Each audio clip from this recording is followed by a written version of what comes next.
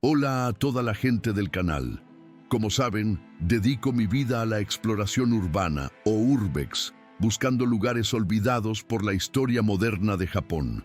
Ya he entrado en hospitales abandonados en Kyushu y túneles de guerra en Okinawa, pero nada me preparó para lo que encontré en las montañas profundas de la prefectura de Iwate el otoño pasado.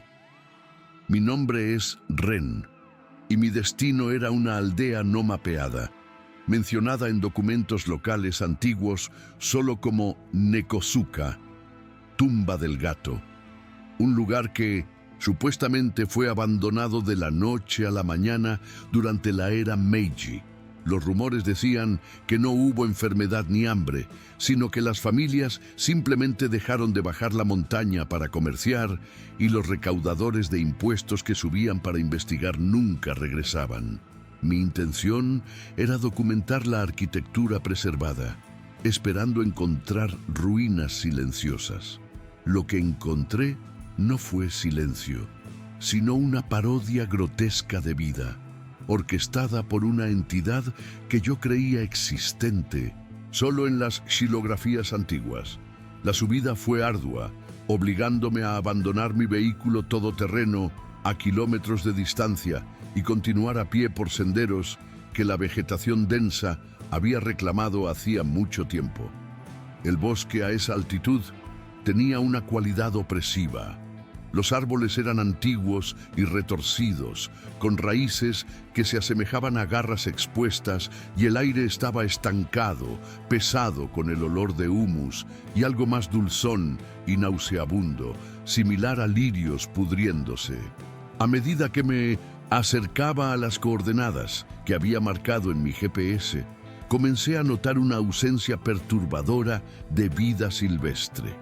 No se oían pájaros cantando, ni el zumbido habitual de cigarras, ni el roce de pequeños animales entre la maleza. Era como si la naturaleza hubiese trazado un círculo de exclusión alrededor de ese valle, una advertencia instintiva de que ese territorio pertenecía a un depredador de la cima de la cadena alimenticia que no toleraba competencia, ni siquiera la de un gorrión. Al romper la barrera densa de árboles, la aldea se reveló en un valle encajonado, bañada por una luz crepuscular que parecía incapaz de avanzar. Lo que vi desafió mi lógica de explorador. En lugar de madera podrida y techos colapsados por el peso de décadas de nieve, las estructuras estaban inquietantemente intactas. Las casas de estilo tradicional, con sus techos de paja empinados, se alineaban a lo largo de una calle central de tierra apisonada que estaba limpia, sin malas hierbas. Había humo saliendo de algunas chimeneas, hilos finos y grises que subían rectos en el aire inmóvil, sugiriendo que el lugar aún estaba habitado. Sin embargo, la ausencia de sonido persistía. No había voces de niños, ladridos de perros, ni el ruido de herramientas agrícolas. Era una escena pastoral congelada en el tiempo que se asemejaba más a un diorama de museo meticulosamente preservado que a una comunidad viva y orgánica. Avancé con cautela por la calle principal, con la cámara en la mano, sintiéndome un intruso en una obra de teatro privada. Fue entonces cuando vi al primer habitante. Era una figura encorvada, vestida con un kimono de trabajo, mompe, descolorido y remendado, de espaldas a mí, barriendo la entrada de una de las casas más grandes. El movimiento de la escoba era rítmico e incesante, pero había algo profundamente incorrecto en la mecánica de la acción.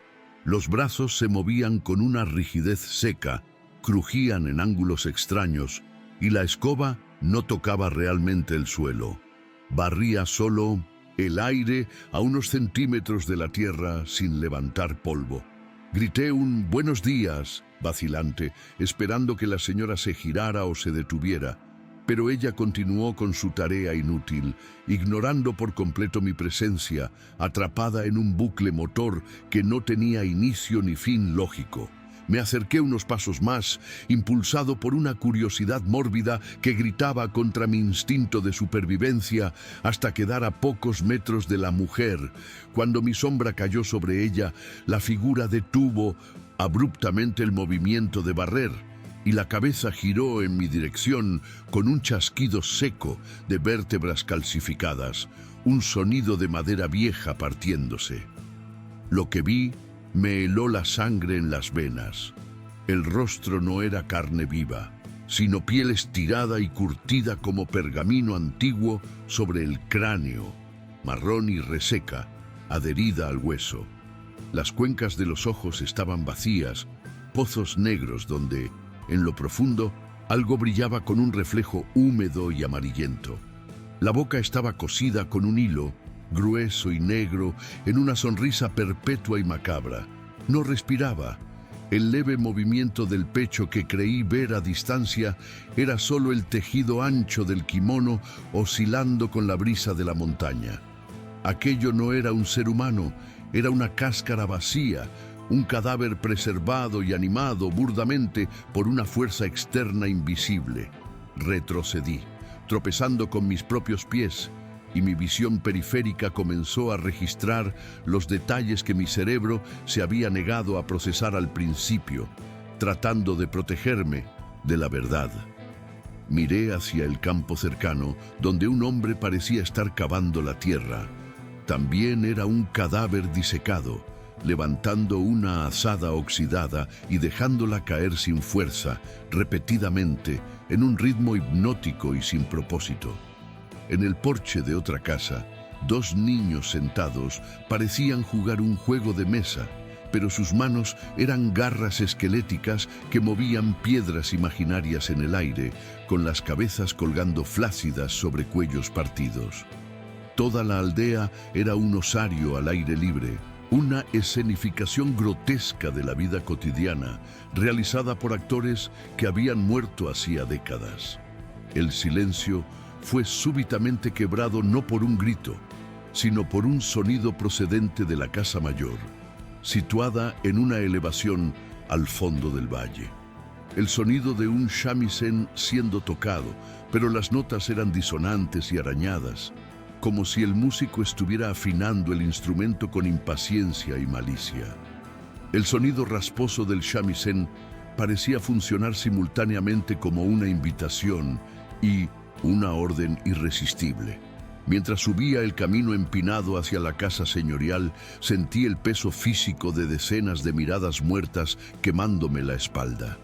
Me detuve un instante, incapaz de contener el miedo, y miré hacia atrás. Todas las marionetas de la aldea habían cesado sus tareas simuladas.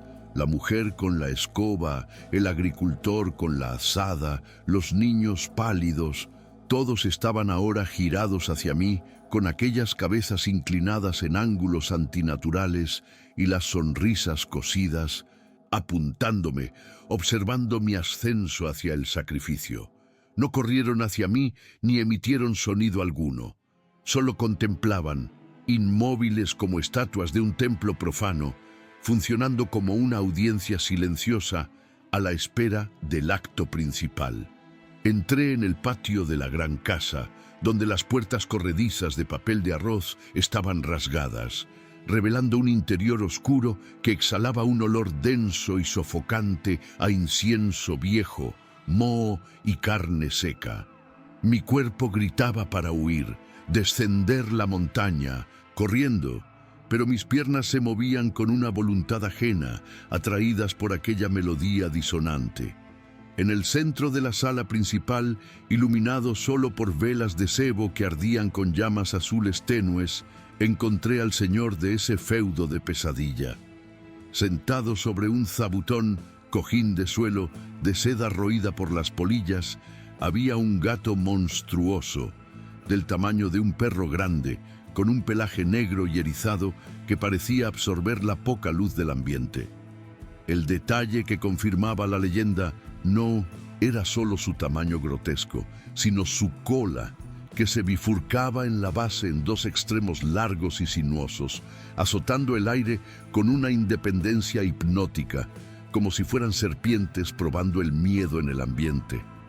Frente a él, un cadáver preservado, vestido con trajes formales de un jefe de aldea, tocaba el shamisen con dedos esqueléticos, sus movimientos perfectamente sincronizados con el ondular de las colas de la bestia. El gato no tenía la postura de un animal doméstico. Estaba sentado sobre las patas traseras con la espalda recta, exhibiendo una dignidad aristocrática y humana.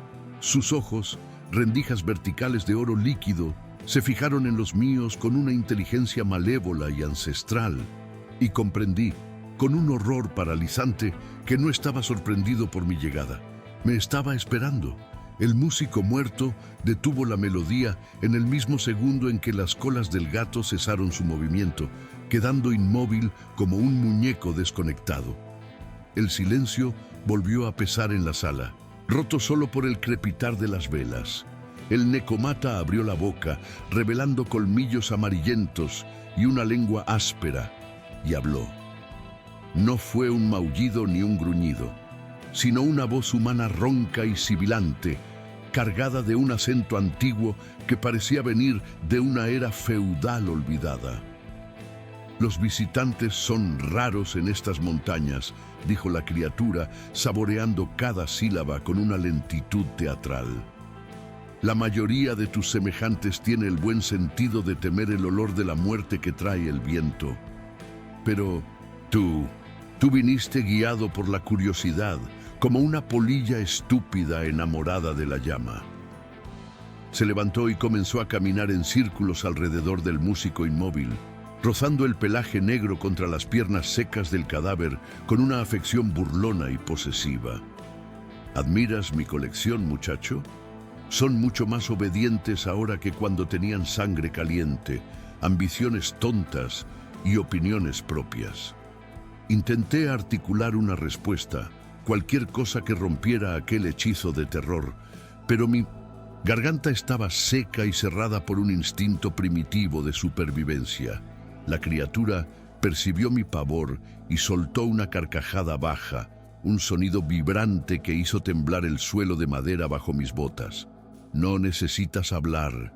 El terror tiene un perfume muy específico y estás exhalando el mejor aroma que he sentido en décadas, continuó el necomata con los ojos dorados brillando con malicia. Con un movimiento perezoso de una de sus colas bifurcadas, tocó suavemente el hombro del cadáver músico. Inmediatamente, el cuerpo reaccionó con violencia espasmódica. La cabeza del muerto giró 180 grados para mirarme, el cuello crujiendo audiblemente como ramas secas partiéndose, y los dedos esqueléticos reanudaron el toque del shamisen, pero ahora en un ritmo frenético e imposible, tan rápido que las cuerdas comenzaron a humear.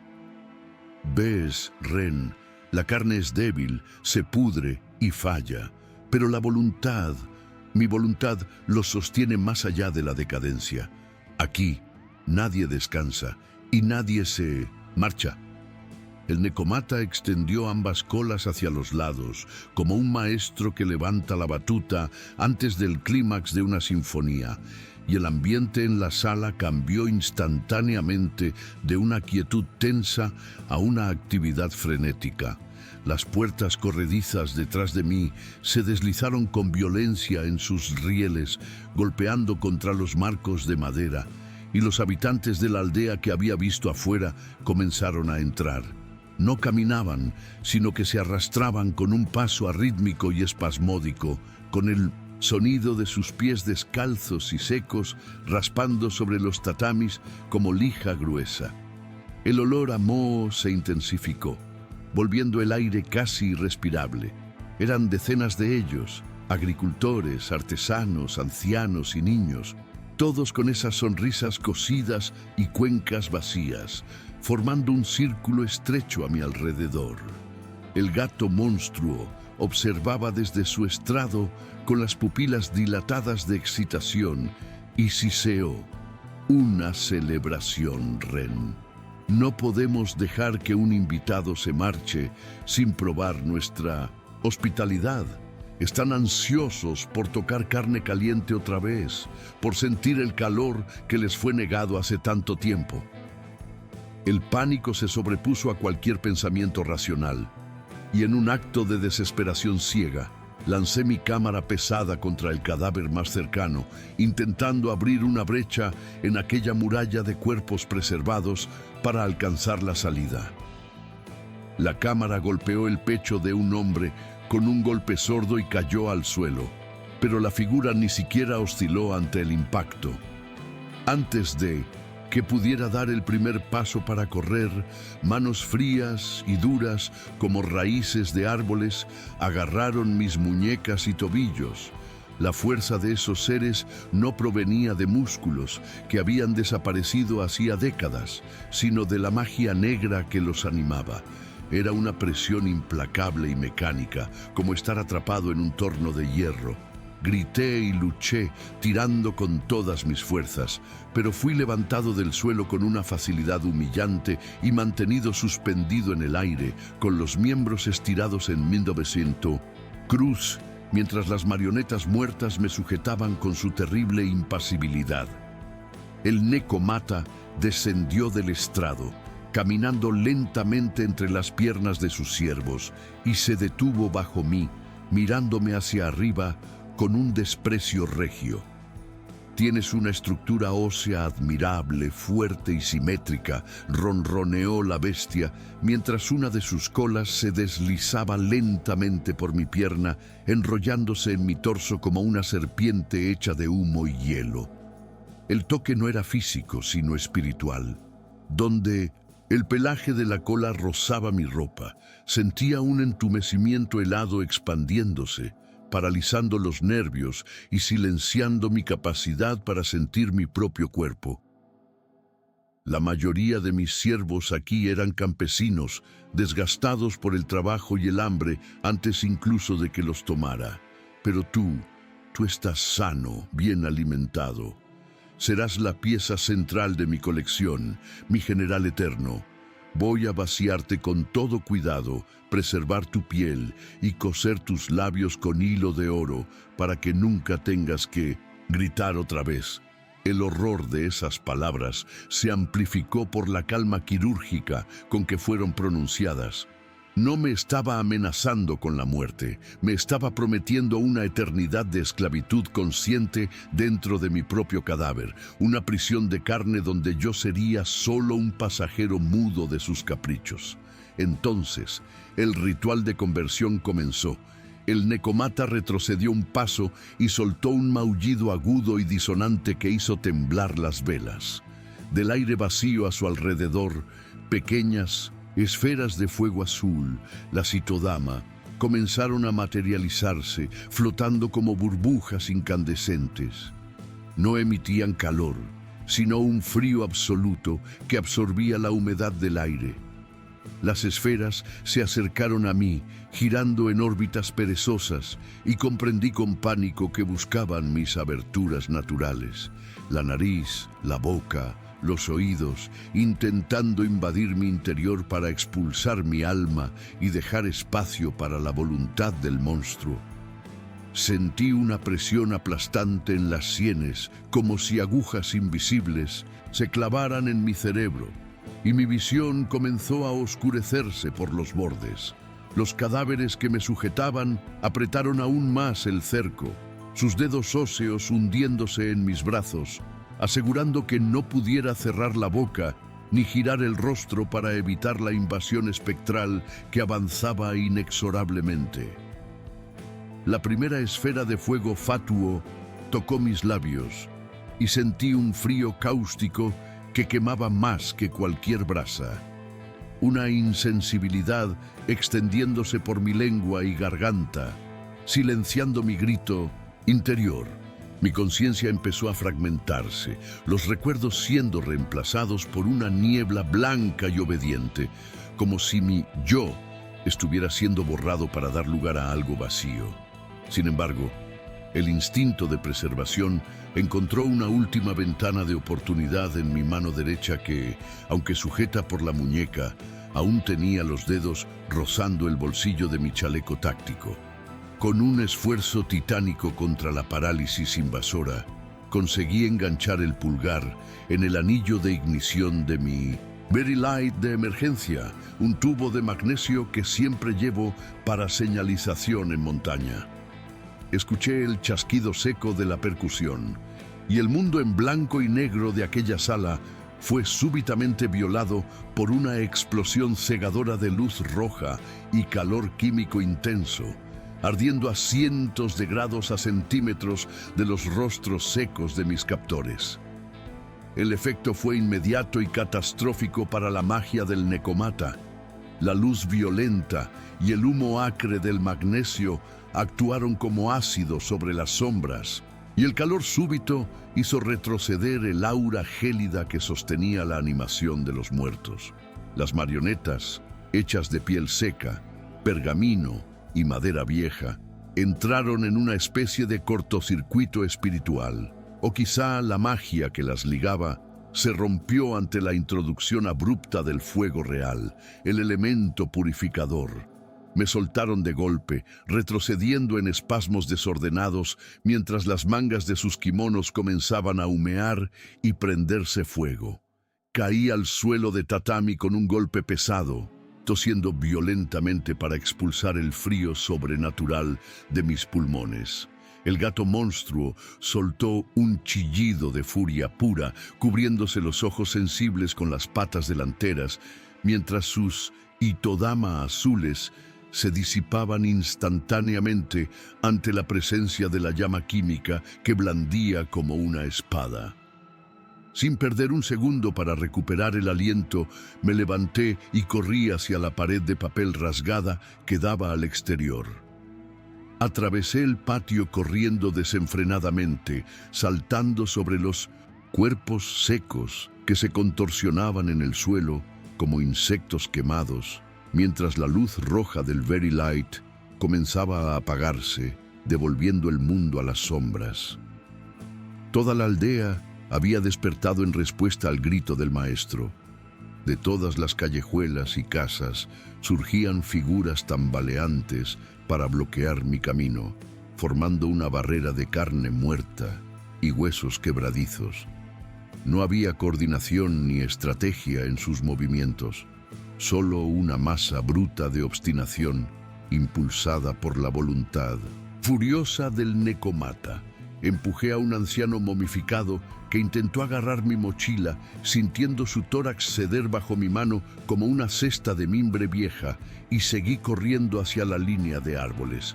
Detrás de mí, la voz de la bestia resonó no como sonido físico, sino como una vibración en el suelo, una orden tronante que hizo temblar el valle. «Traedlo de vuelta, su piel me pertenece, nadie sale de Nekosuka». Alcancé el borde del bosque con los pulmones ardiendo y el corazón martillando contra las costillas, sumergiéndome en la oscuridad densa de los árboles antiguos sin mirar atrás. El terreno irregular y las raíces expuestas intentaban hacerme caer a cada paso, pero el miedo era un combustible potente que ignoraba la extenuación. A medida que me alejaba, el sonido de la persecución cambió.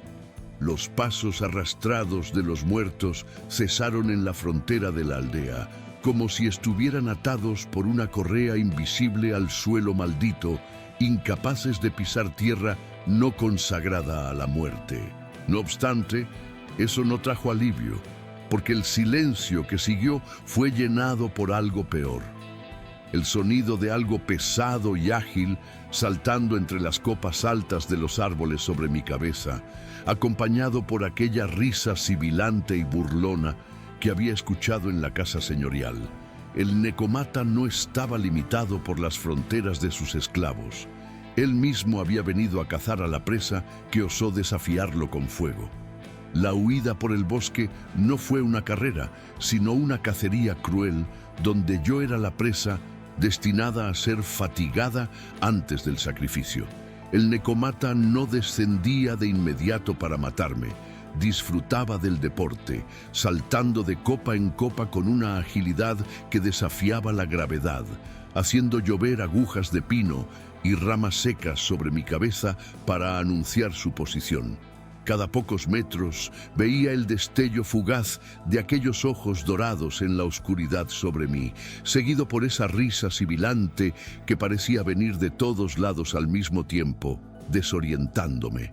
Me estaba acorralando, empujándome hacia precipicios y raíces traicioneras, esperando que me rompiera una pierna y facilitara su trabajo de cosecha. El bosque parecía conspirar con él. Los arbustos se aferraban a mi ropa y el suelo cedía bajo mis pies. Pero la visión de un hito familiar a lo lejos, un tori abandonado y cubierto de líquenes que marcaba el límite de la tierra sagrada y el inicio del mundo profano, me dio la última inyección de adrenalina necesaria para ignorar el dolor lacerante en mis pulmones. Me lancé hacia el pórtico con la determinación de un hombre que ve la superficie después de casi ahogarse, sintiendo el aliento caliente y fétido de la bestia aproximarse peligrosamente a mi cuello. En el instante exacto en que mi cuerpo cruzó la línea invisible entre los dos pilares de piedra, sentí un impacto en la espalda, no de garras, sino de desplazamiento de aire, haciéndome rodar por la tierra hasta detenerme en el camino de grava donde había dejado el jeep horas antes. Miré hacia atrás, jadeando y temblando incontrolablemente, y vi al necomata detenido justo en el umbral del tori. No podía cruzar. Una barrera espiritual antigua, diseñada para contener el mal en esa montaña específica, lo repelía como si fuera un muro de vidrio sólido. La criatura estaba erizada, enorme bajo la luz de la luna, con las dos colas azotando el aire furiosamente y las garras rasgando la tierra en la frontera. Me miró con un odio puro y concentrado y siseó una última promesa que resonó en mi mente. Puede que hayas escapado de mi aldea, pero tu olor ahora me pertenece. La marca está hecha. Si te gustó esta leyenda urbana de Japón, deja tu like y compártela con tus amigos. Y si quieres descubrir nuevas historias, sigue el canal y activa la campanita